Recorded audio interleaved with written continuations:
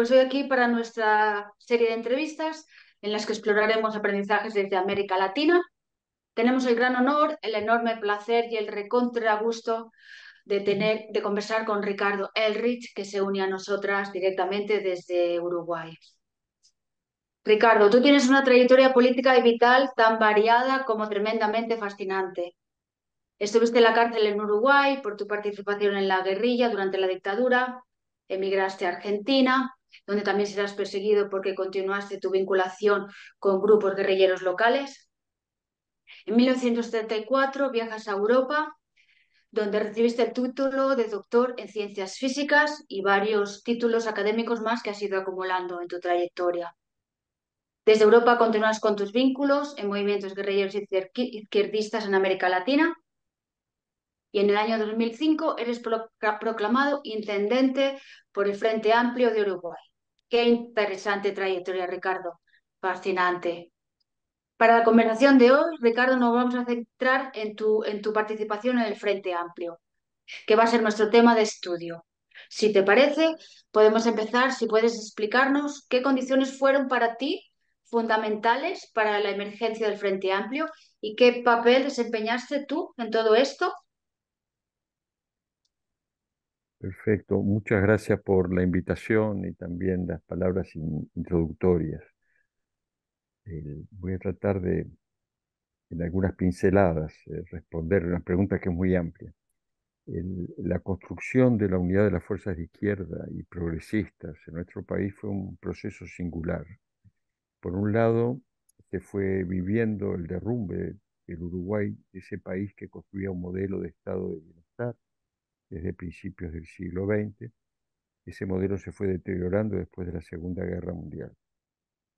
Ello se acompañó de un deslizamiento progresivo de la democracia hacia un modelo crecientemente autoritario y represivo, junto a una intervención muy directa de los Estados Unidos en la política en América Latina. En esos años vamos a conocer los primeros intentos de construcción de frentes políticos, coaliciones políticas, con éxitos parciales y también fracasos. En ese camino van a ser sustantivos dos, dos elementos. Por uno, la creación de una central sindical única en 1964 y luego la convocatoria y la realización de un Congreso del Pueblo donde se juntaron, se convocaron a todas las fuerzas sociales, a todos los movimientos sociales del país. Eso fue en 1965. En ese contexto hay que sumar el surgimiento en esos años de la respuesta a la guerrilla urbana y su impacto en el contexto político.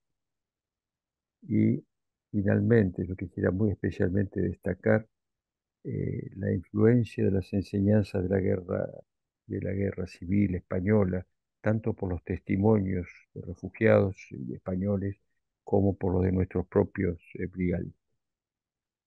Eh, pero también hemos aprendido que las personas son importantes y las personas fueron importantes en la creación del Frente Amplio. Dirigentes de todos los sectores que terminan formando el Frente Amplio con mucha firmeza en sus diferentes convicciones y perspectivas, van a priorizar por encima de sus diferencias el compromiso con nuestro país y nuestra gente. Entonces, con un singular coraje político y una gran generosidad, convocaron a la unidad política, a la confluencia de todas las fuerzas en un camino y en un programa compartido para contribuir a transformar el país. Así, hubo una primera convocatoria en 1970, hace muchos años, que incluyó a marxistas, cristianos, grupos que provenían de los partidos políticos tradicionales, eh, sectores con pensamientos políticos muy diversos, y grupos y ciudadanas, ciudadanos independientes. Esa convocatoria y la respuesta a esa convocatoria va a permitir que sea seguida en 1971 por el lanzamiento de un documento que se titulaba 30 medidas de gobierno, y con ello se constituye formalmente el Frente Amplio el 5 de febrero de de ese año, de 1971, llevamos 53 años de historia. Pero eso es solo una parte del proceso de construcción. A ello se sumó, a esa convocatoria, se sumó en forma inmediata una respuesta social de agrupamientos en núcleos territoriales, en los distintos barrios de las ciudades, al inicio fundamentalmente la capital y luego se va a ir extendiendo lentamente en todo el país, y también la organización de núcleos en lugares de trabajo. Estos núcleos territoriales y laborales van a rápidamente transformarse en lo que van a ser nuestros comités de base. Y estos comités atravesarán todo el periodo oscuro, duro de la dictadura y siguen siendo hoy un componente central del Frente Amplio. Así se constituye el Frente como una coalición política y un movimiento de bases organizadas en conjunto. Es realmente una compleja estructura y veremos ahora cómo puede operar. Entonces se crea ese frente cuya unidad se va a sustentar en un programa común, en principios, en valores, en objetivos, y va a constituir un camino compartido. Ese programa, los principios, los valores, los objetivos constituyen una propuesta de un camino a recorrer en forma compartida, codo con codo.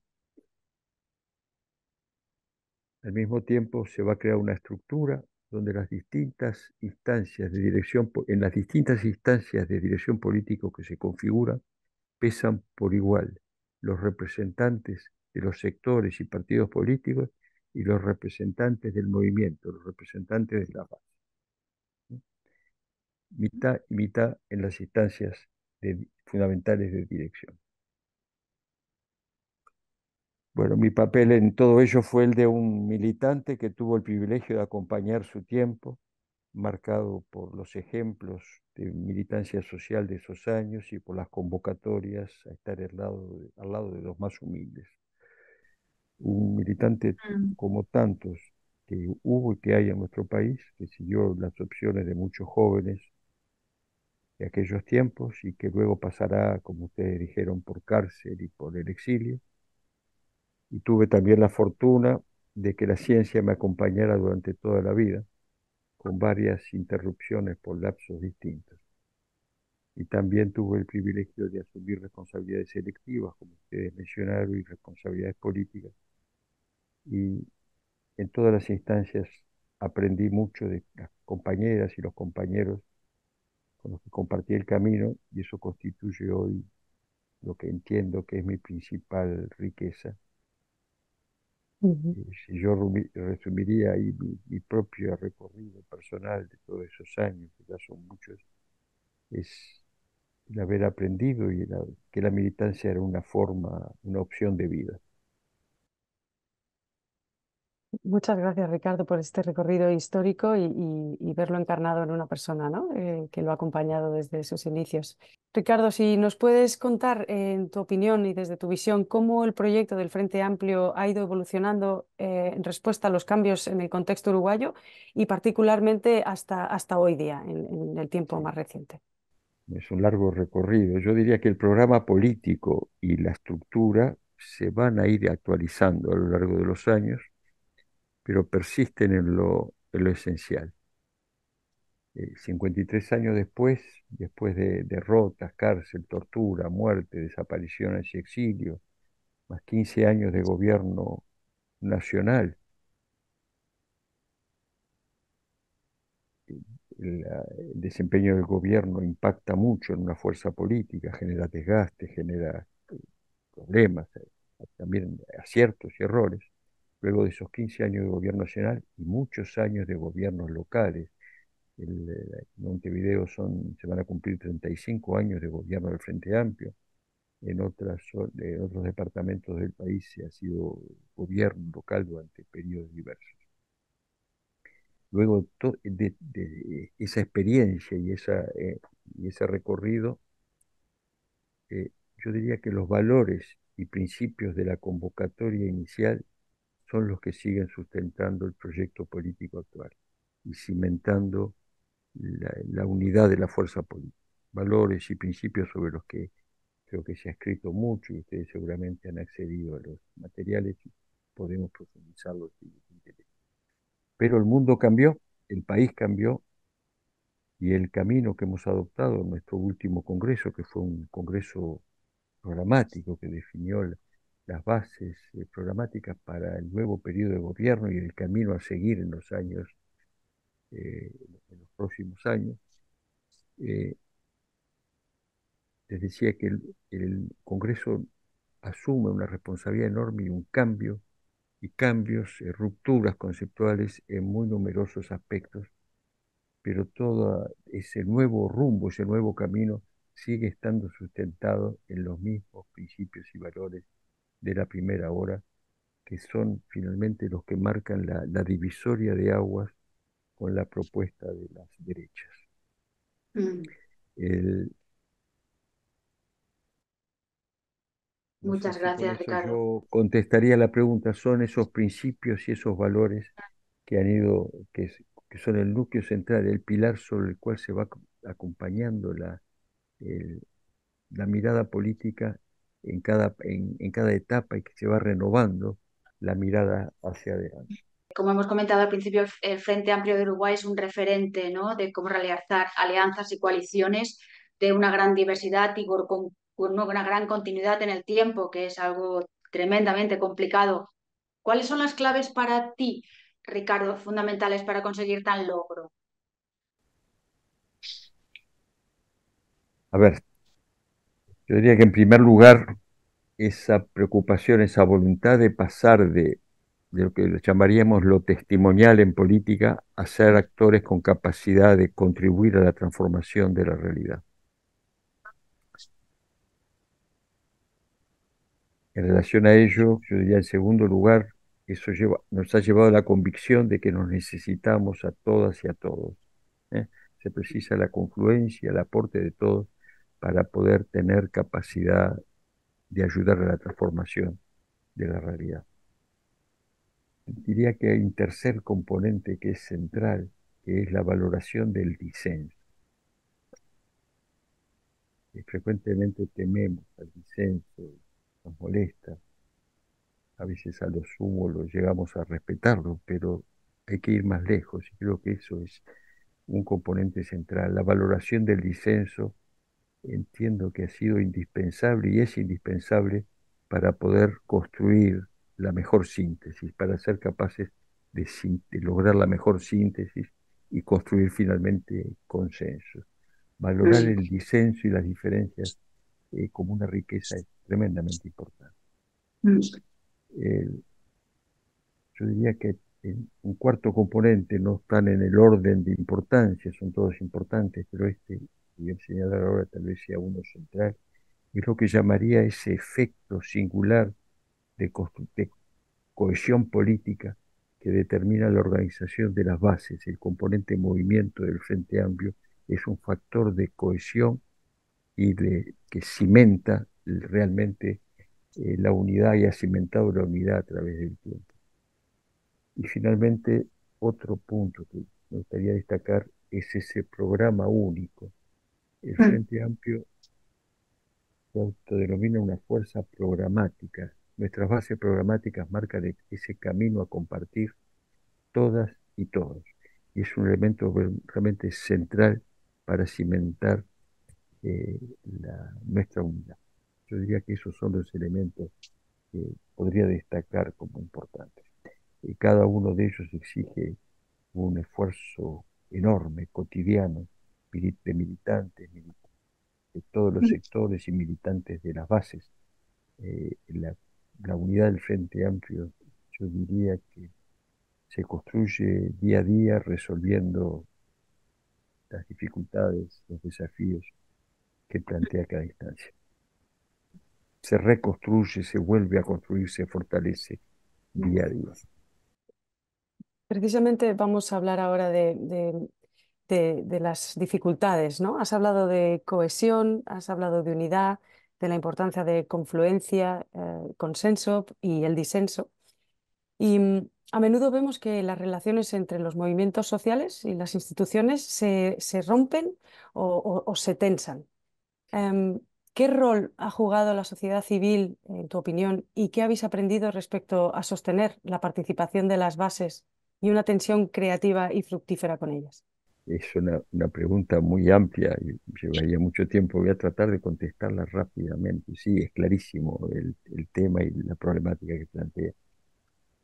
Eh, yo diría que en nuestra autocrítica, la autocrítica que se asumió en un congreso, y los congresos están representadas las bases de todo el país, son congresos muy numerosos, esa autocrítica luego de 15 años de gobierno nacional y de haber perdido las elecciones hace poco más de 4 años, ahí se destacó, yo diría que se laudó en una frase que suelo repetir: el camino más corto pasa por la gente.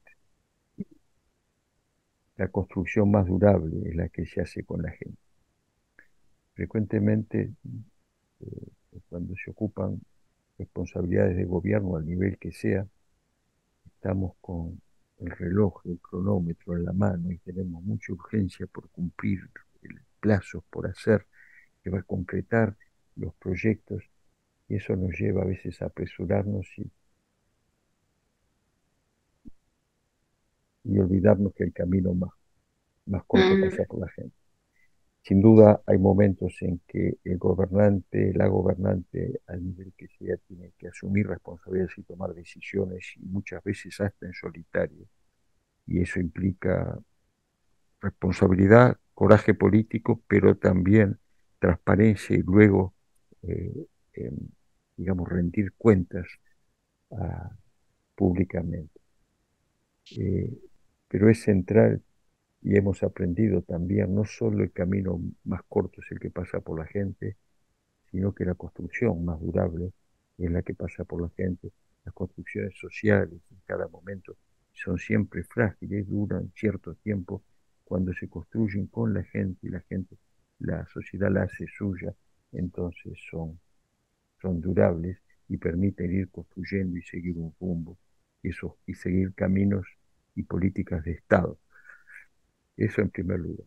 Pero el tema que me plantean está, como decimos en Uruguay, en la tapa del libro, con gobiernos de izquierda, los, con gobiernos progresistas, los movimientos sociales se tornan más exigentes y eso es natural. Mm, Eh, mm, y es una tarea compleja pero indispensable saber mantener la independencia de ambos, mm, independencia del movimiento, del lo que es partidos, sectores políticos, del movimiento social que a veces busca hasta acá el mismo camino con los mismos objetivos, pero tiene tiempos distintos y responsabilidades distintas. Entonces, es indispensable saber mantener la independencia de ambos al tiempo de gestionar esos conflictos sin perder la cercanía con la gente, apoyando su protagonismo y potenciando su participación. mm, Eh, es complejo, pero ha acompañado y seguirá acompañando estos procesos políticos donde un movimiento progresista, una opción progresista en un gobierno o una opción de izquierda, claramente abre esperanzas y nuevas perspectivas a los movimientos sociales que van también marcando el camino, mirando más lejos y planteando sus urgencias con mucha fuerza. Yo sé que no estoy respondiendo con recetas y soluciones. Es un tema complejo, pero creo que hay que asumirlo con responsabilidad, ¿verdad? Y sabiendo finalmente que es con los movimientos sociales y con la sociedad que se hacen los cambios y que estos son más durables. mm. Sí, muchas gracias. Esto, bueno, empezamos, sí, hoy como a abrir esta puerta, ¿no? Para cada, es que cada pregunta es lo que tú dices, ¿no? Es que es enorme, ¿no? Lo que podíamos hablar, pero bueno, para tener así un poquito una visión, pasamos un poco a la siguiente pregunta. Aquí, a una parte de los movimientos en Europa, está tomando una centralidad esto lo que puede denominar como políticas identitarias, ¿no? que es muy importante porque está dando voz a minorías, ¿no? Que se están empadronando, pero esto también lo que está realizando en estos momentos es acentuar la fragmentación y la polarización entre los movimientos sociales, ¿no? ¿Cómo trabajáis vosotros estos retos desde el Frente Amplio? ¿Cuál es Sí, vuestra varita seguimos con, mágica? sí, no hay, no tenemos varita mágica, no hay varita mágica. Creo que es interesante cómo en estos tiempos, yo creo que en todos los tiempos, los componentes mágicos eh, están presentes en nuestras, digamos, nuestra vida cotidiana bajo distintas formas, pero no hay varita mágica y creo que hay que aprender a trabajar sin ese tipo de esperanza. Seguimos muy de cerca en Uruguay, y yo creo que en toda América Latina, los distintos movimientos europeos que son muy similares, a veces con distancias en el tiempo pequeñas, a veces un poco más grandes, pero son próximos con muchos matices, pero próximos a los fenómenos que observamos que se dan en nuestras sociedades. Yo diría que la fragmentación que ustedes mencionan es un signo de estos tiempos. Mm, Tememos al disenso, como decía hace poco, mm, un rato, y optamos por caminos entonces solos, por caminar solos con nuestras convicciones firmes y digamos, seguimos adelante así. Yo creo que eso podríamos llamarlo opciones testimoniales que son muy respetables y muy valiosas y contribuyen sin ninguna duda a construir el futuro. Pero eso lo hacen con una fuerza muy limitada y en forma muy indirecta.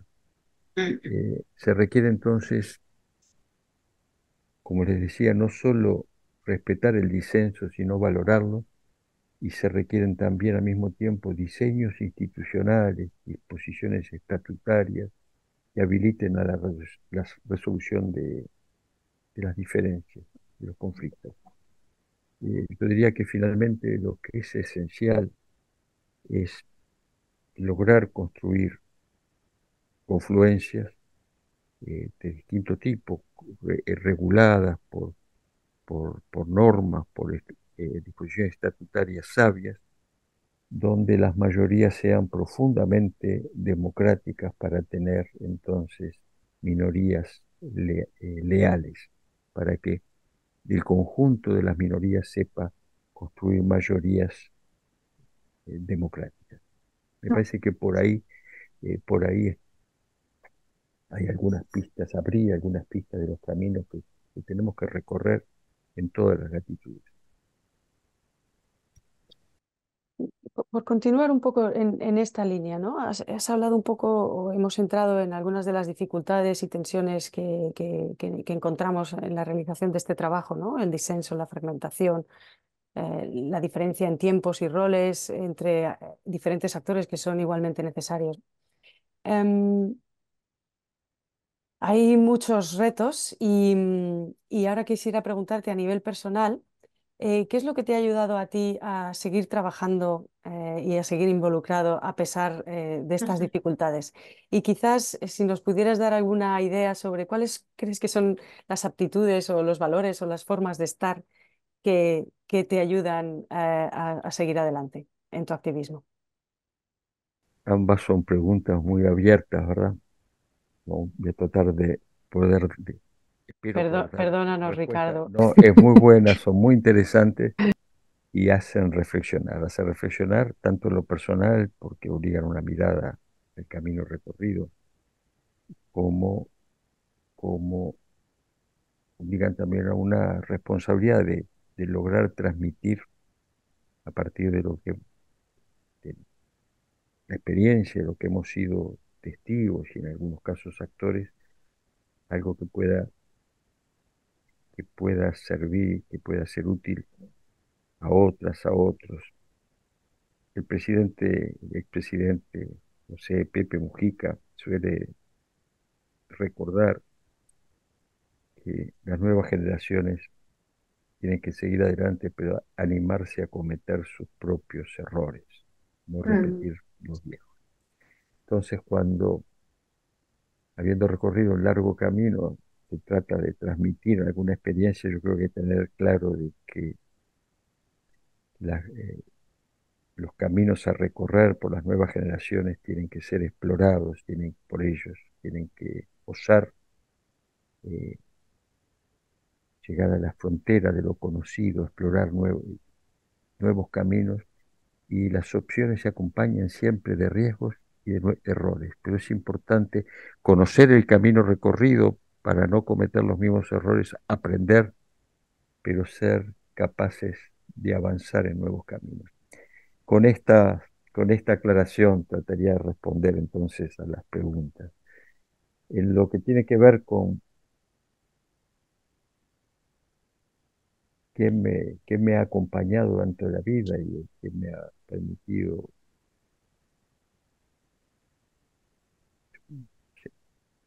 seguir adelante en cada instancia. Yo diría que algo que les mencioné eh, hace un rato, y yo creo que esa tal vez sea una de las enseñanzas de mi periodo en la cárcel, cuando asumimos que la vida pasaba en ese momento por ahí, que había que vivir, ¿no? Yo Mm, diría que un punto importante que creo que para mí ha sido fundamental es haber asumido la militancia como una forma de vida. Sí, que marca todo, la vida pública, la vida personal. Por otra parte, sin duda, ha sido fundamental el haber encontrado una y otra vez, en tiempos, circunstancias y lugares diversos, compañeras y compañeros de camino con quienes he compartido los sueños, la ruta.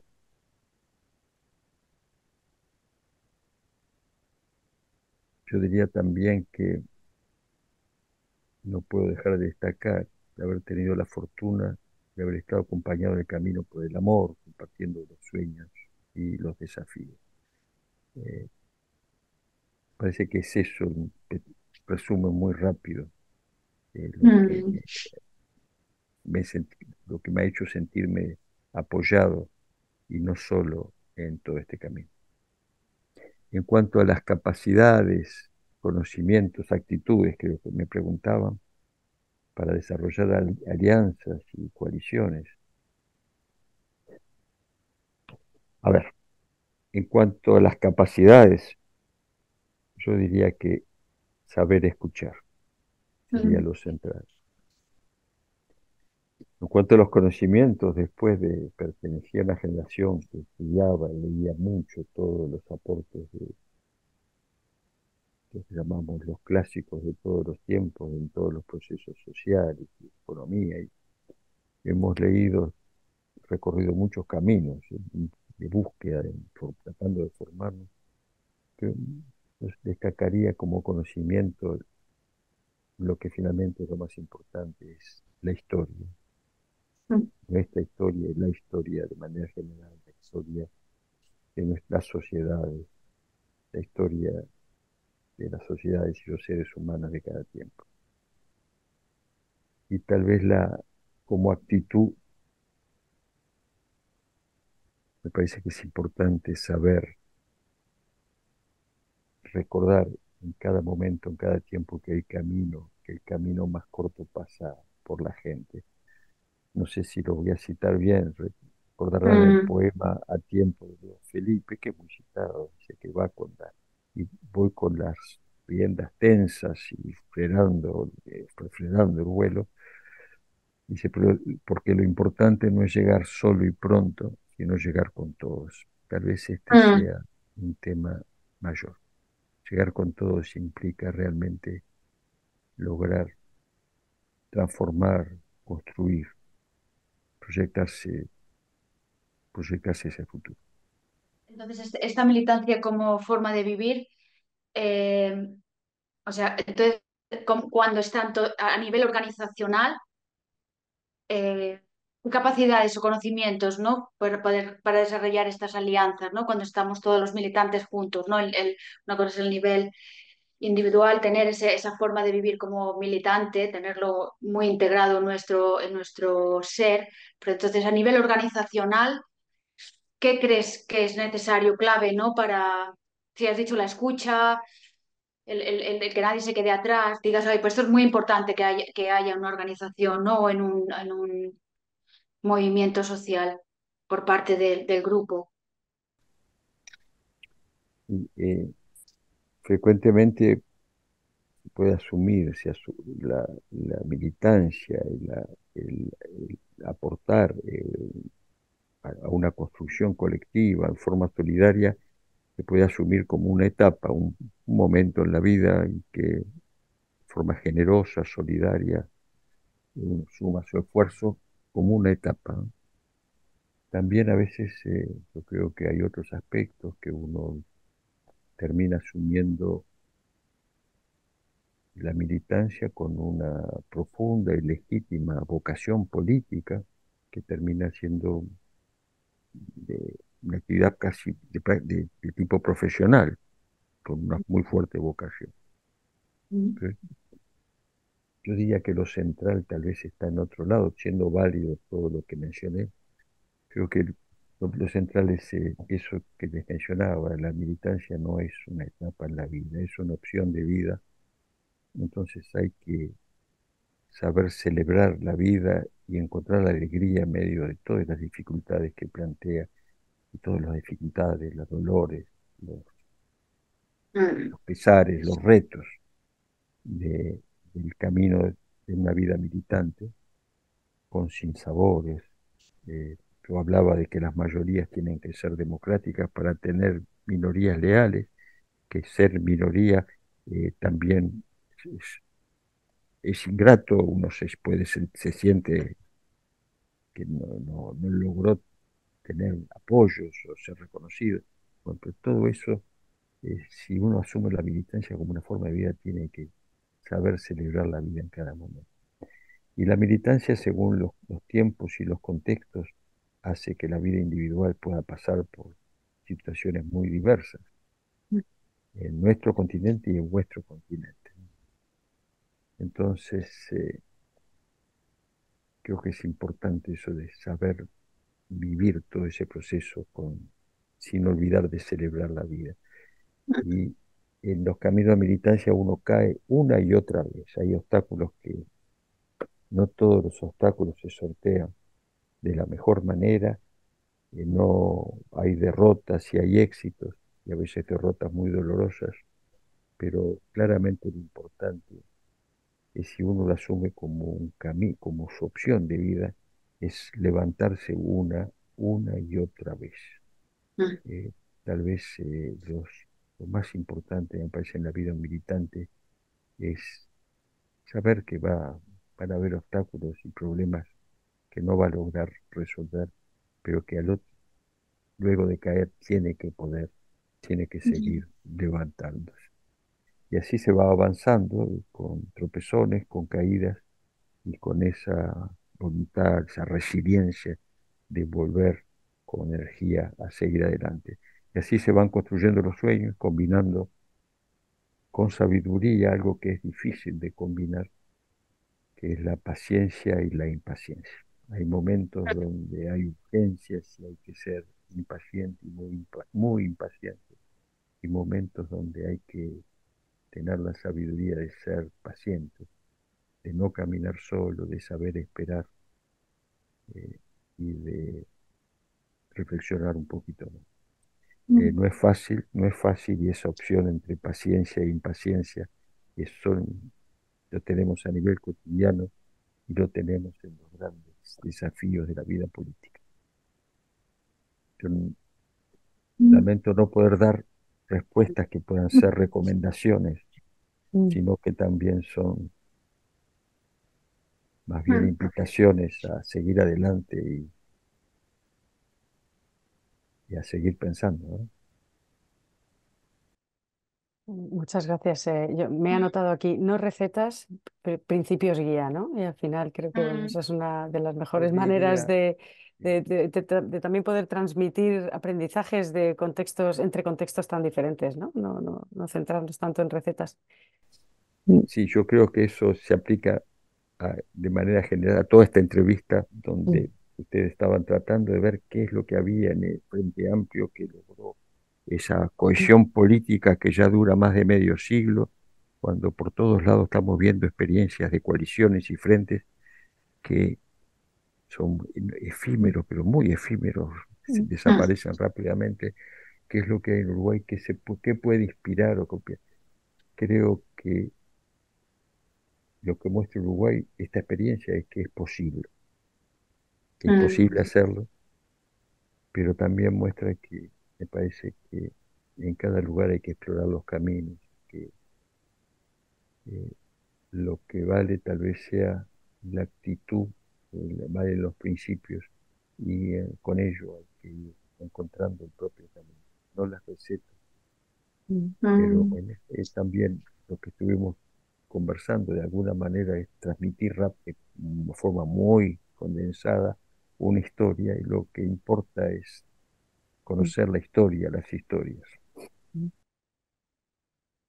Muchas gracias. Quería preguntarte a nivel organizacional, ¿cuál es, sin caer en el recetismo, Zeta. pero algunos momentos, algunas decisiones, algunas estructuras o políticas o cultura que habéis cultivado dentro del Frente Amplio que os haya ayudado a sostener Mm, esos principios y esos valores, esa capacidad de escuchar, de estar, de estar en el disenso, bueno, todos esos principios que han dicho que has mencionado antes como esenciales para la sostenibilidad del proyecto.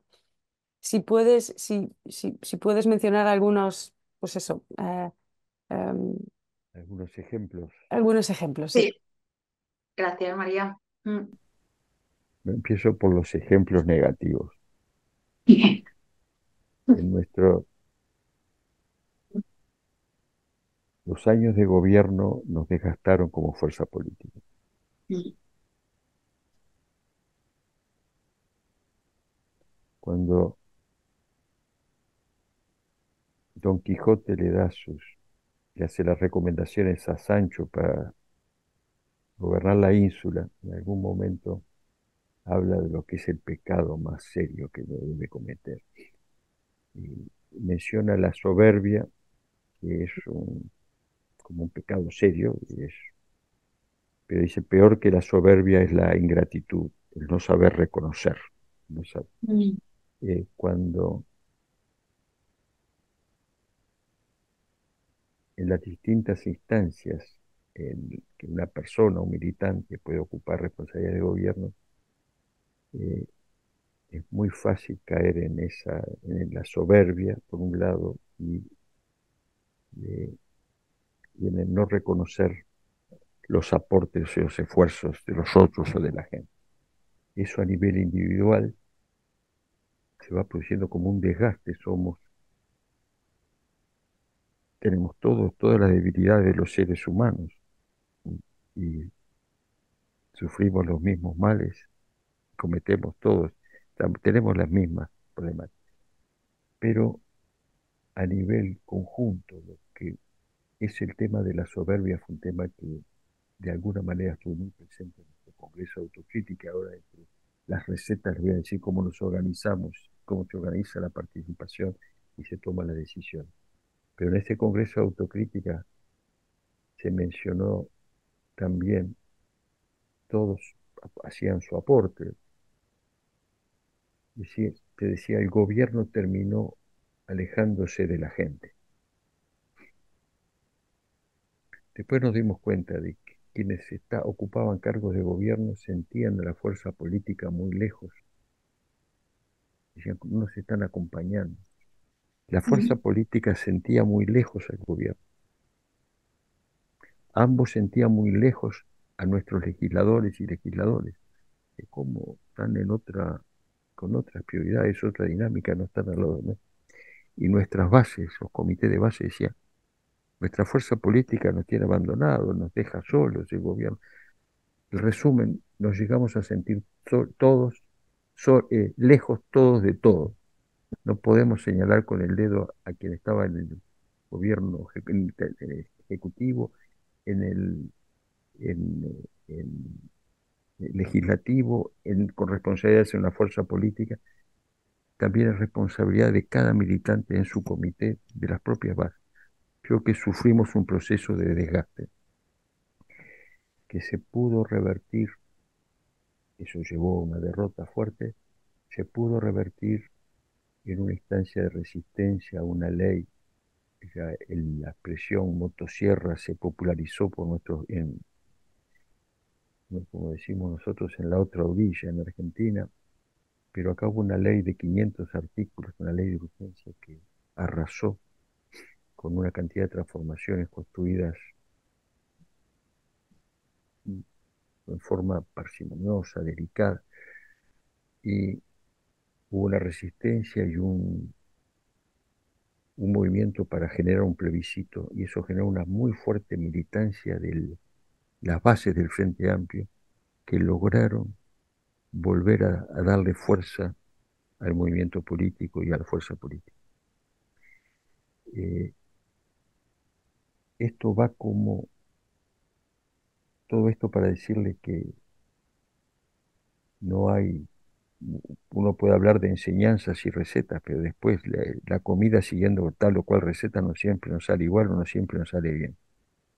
Vamos ahora a alguna información sobre cómo se funciona, cómo estamos estructurados.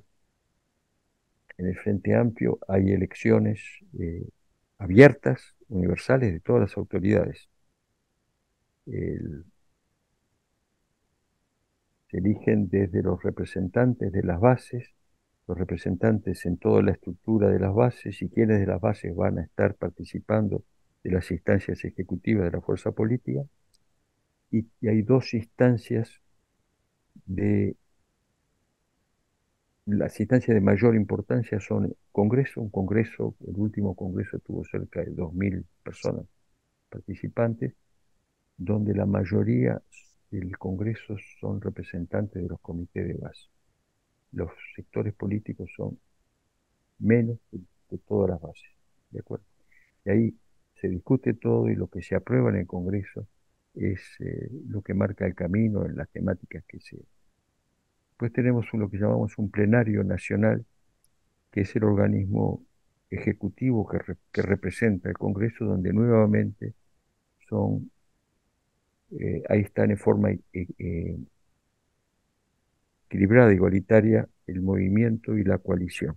Como ven, la coalición tiene su voz, una voz muy fuerte, generalmente son los actores políticos y gobernantes y demás, muchos de ellos, pero las bases tienen una muy fuerte presencia en todas las instancias.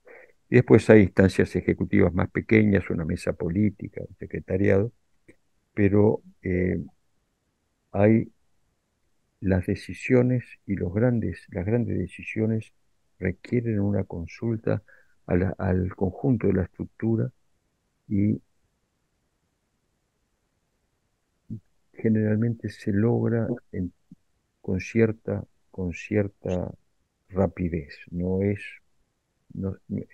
se mueve lentamente todo esto, pero no demasiado lentamente, y se puede equilibrar lo que son las respuestas cotidianas a lo que es el funcionamiento y la participación política. Y a veces hay temas que quedan sin resolver, y se avanza dejando temas abiertos y sabiendo que hay matices en los cuales tenemos diferencias a veces históricas entre los distintos componentes del frente. Pero prima la preocupación, la voluntad de avanzar, y el saber que nos precisamos a todas y a todos. Solemos decir, en el Frente Amplio no sobra nadie, precisamos más gente. Desde la fuerza política o el sector o los militantes de base de tal o cual territorio, por más pequeño que sea, nos precisamos a todos. Me parece que eso ya está hoy muy metido en el funcionamiento y en la vida del Frente Amplio.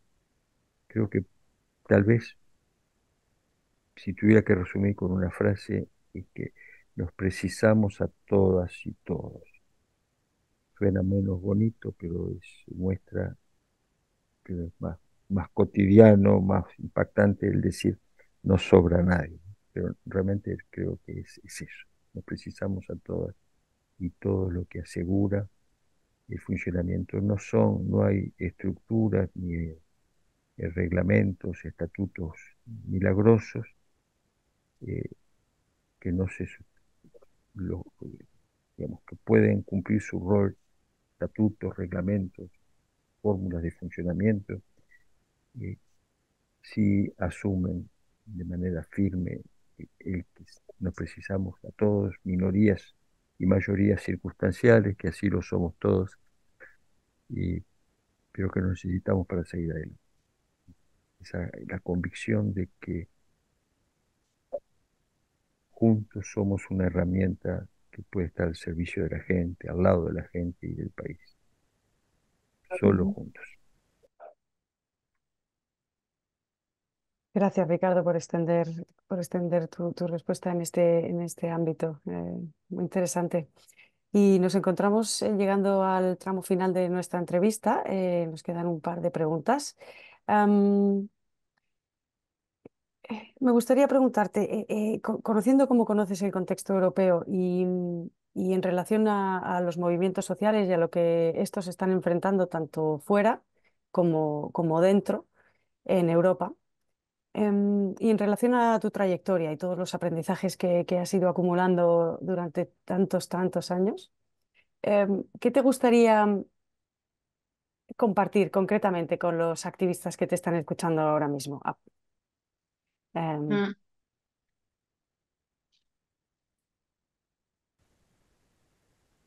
Bueno, lo primero es que seguimos con, con interés, con mucha cercanía, los sueños, los proyectos, las dificultades de distintos movimientos y activistas en distintos países de Europa, que van enfrentando distintas problemáticas. El tema de las identidades nacionales que están muy Mm. presentes, eh, los que por ahora, sobre eso tal vez hablar un poquito más, eh, el compromiso con agendas,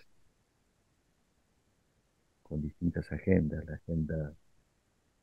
la agenda ambiental, eh, la agenda de género y de ciencia, la agenda de los jóvenes.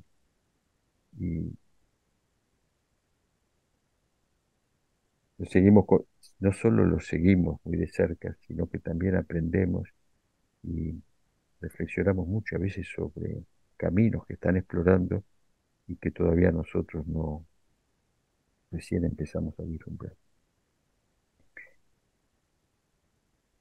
De, Supongo que todo ello una reflexión que hemos compartido y compartimos y hoy está de esta manera programa que aprobamos recientemente para la nueva etapa. Hemos aprendido que las respuestas no son la agenda. Me tocó a mí mismo hablar con un núcleo grande de jóvenes, tratando de invitarlos a que participaran en la agenda de jóvenes para el programa del Frente Amplio.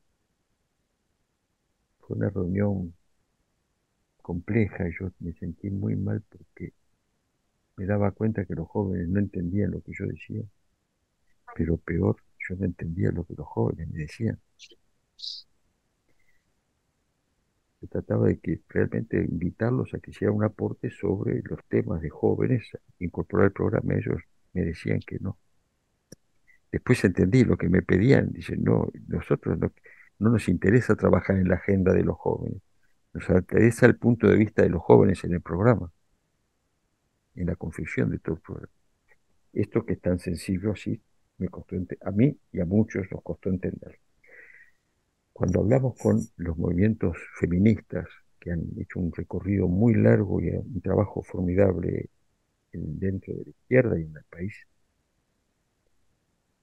estábamos invitándolos también a ayudarnos a definir la agenda de género.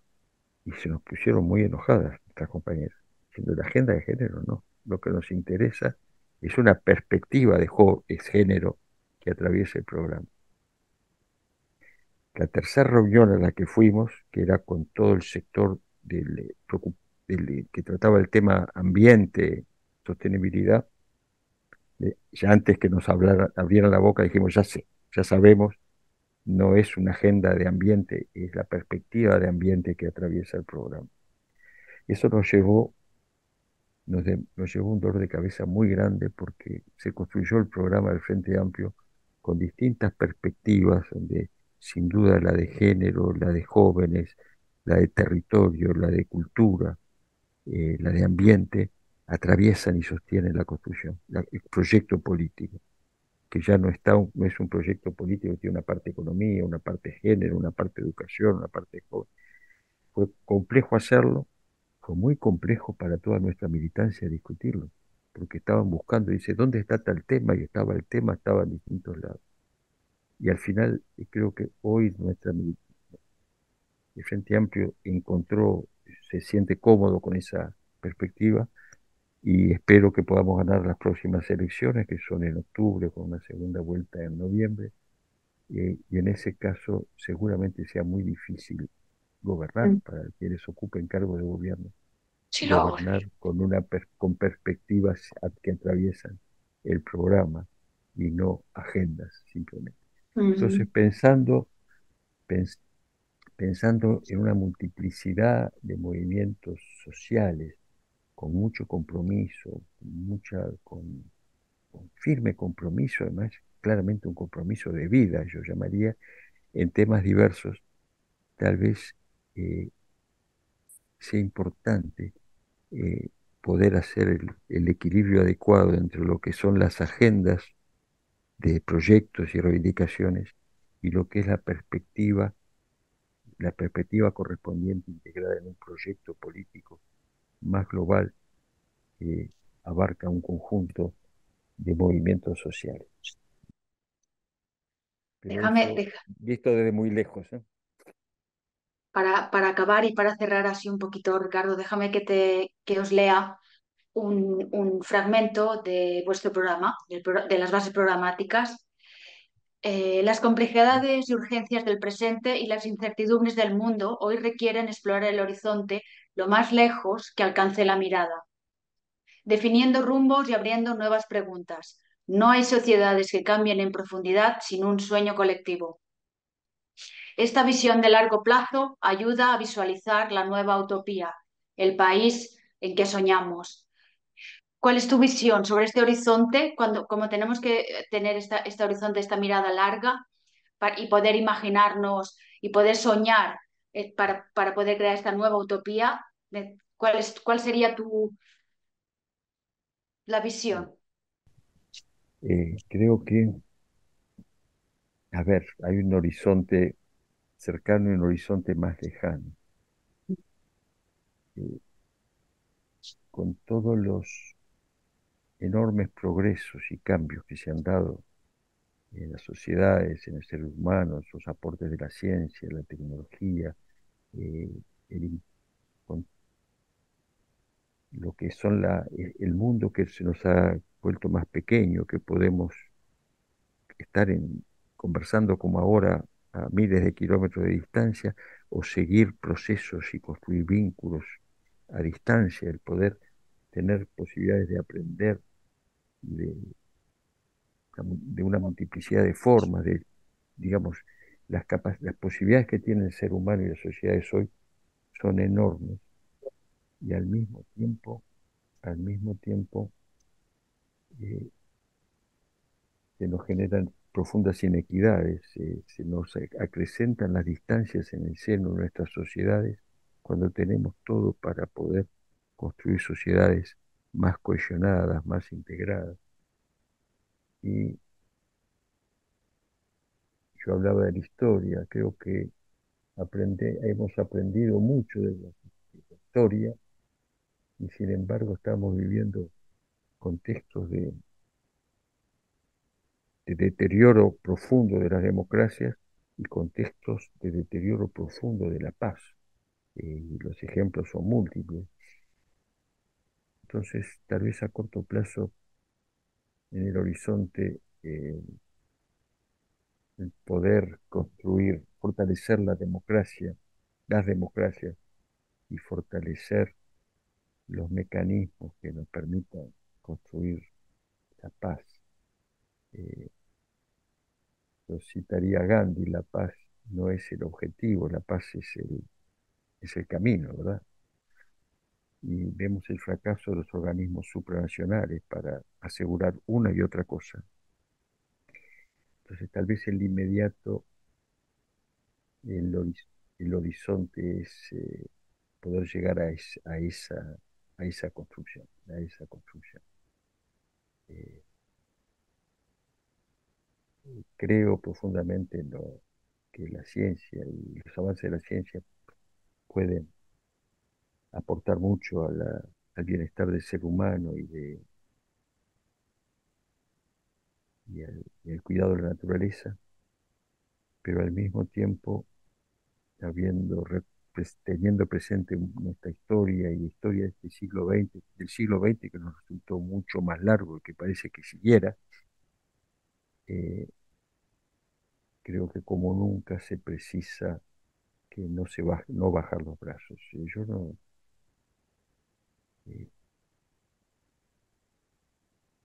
si me preguntan en una o dos palabras resumir todo esto, es mi aspiración, mi horizonte es un mundo más solidario en todos los aspectos, en todos los aspectos. La solidaridad no es en un solo sentido. La solidaridad nos beneficia a todos, le da fuerza a nuestras sociedades y sobre ellas se sustentan valores que hacen finalmente a la vida cotidiana, la vida de una sociedad y la vida cotidiana de cada uno de nosotros. Y el cambio civilizatorio que estamos viviendo sería largo de describir y que ustedes conocen bien, eh, no nos genera felicidad. Mm. Me parece que se ha convertido en un desafío mayor en nuestras sociedades la problemática de las enfermedades mentales, cosa insólita, creo que se está viendo en el mundo. Me parece que eso es una muestra muy claro que el cambio civilizatorio que estamos viviendo no solo no nos genera felicidad, sino que nos genera infelicidad. Eh, Creo que ese es el tema central. Solidaridad, bienestar y felicidad, la alegría tiene que ser parte de la vida y es imposible hablar de esto solamente viendo las informaciones día a día en los medios de... Entonces, eh, una expresión muy uruguaya o rioplatense dice que, bueno, no es tiempo de desencillar, hay que seguir montado en el caballo.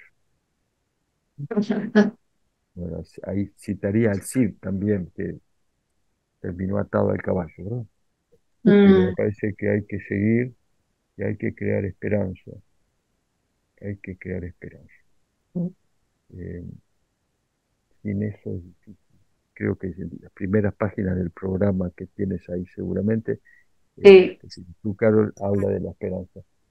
Crear esperanza me parece central. Bueno, ahí hay algunas palabras. La pregunta es tremendamente difícil, pero Mm. bueno, la respuesta es vaga, pero es lo que siento, va por esos lados.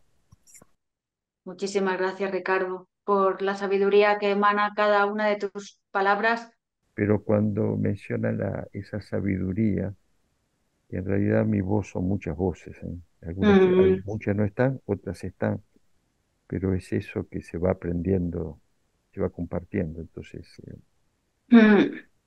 tal vez la sabiduría radique en saber escuchar Mm.